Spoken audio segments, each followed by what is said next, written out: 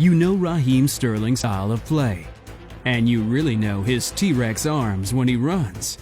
But you haven't uncovered all the mysteries surrounding him.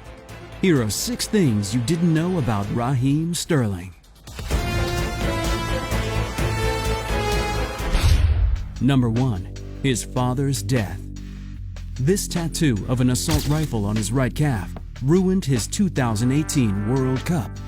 Charities even complained to get Raheem Sterling kicked off the English national team.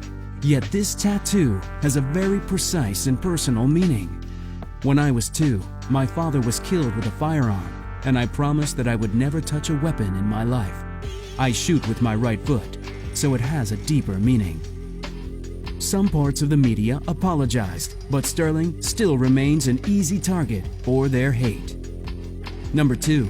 Sterling the Red Devil. I definitely shouldn't say this, not now, but I was a huge United fan. I had an old United shirt. His passion for United was stoked by the FA Cup final against Chelsea in 2007 when he was 13 years old. Being in the stadium, it was incredible. It seems like he really wants to be hated everywhere. Does he do it on purpose, man? To continue talking about what he likes, when Sterling was at QPR, Ahadel Tarabt was his favorite player. But if we're talking about his idols, it's the classic picks.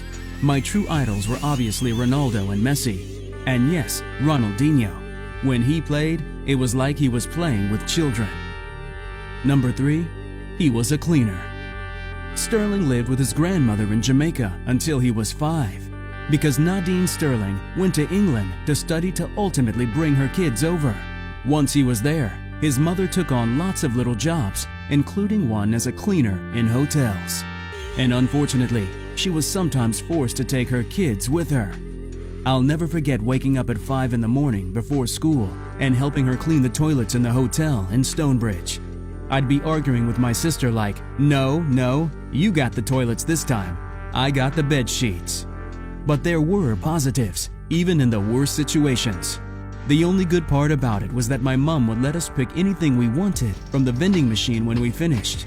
So you know I was going straight for the Bounty bar every time. Number 4. Another tattoo story. After leaving his birthplace, Jamaica, Sterling lived close to Wembley Stadium. He could see the stadium's arch from his house. And the love story between Sterling and Wembley goes skin deep.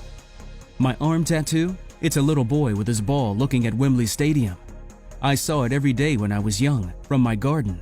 I'd say to myself, I'd love to be on that pitch. One day, I'd love to wear the England shirt. Number 5. School difficulties. Sterling wasn't bad at school. He was just incapable of staying in one place, sitting in a chair, listening to someone speak for hours. I'd be staring at the clock dreaming of break time, eat a bit of food, then head straight outside. Running about in the mud, pretending I'm Ronaldinho. That's all I cared about. The teachers had to put him in an isolated classroom with only 6 children to 3 teachers so he could concentrate.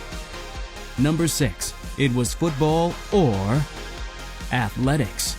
If he hadn't made it in football, he would have opted for a different arena, from the green of football pitches to the orange of athletic tracks, or blue. And I'm sure that he would have had the same technique, you know, those T-Rex arms? Speaking of this Jurassic approach, do you know why he runs like that? It comes from his mother, Nadine, who also runs like that. But why though? Before having my sister, she was a Jamaican athlete. When she was younger, don't laugh, but she was nearly as fast as me. I've never seen Usain Bolt running like that. Why? Maybe his daughter, who loves running around the garden singing songs about Mo Salah to annoy her dad, also runs like that. Imagine that.